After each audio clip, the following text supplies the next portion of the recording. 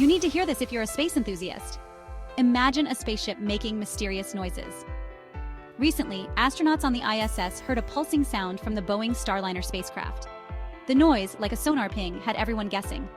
Turns out it was just feedback from a speaker, a common glitch in space.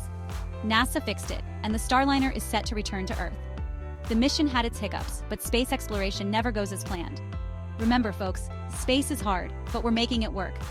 Don't forget to hit that subscribe button for more space updates. Catch you in the next adventure.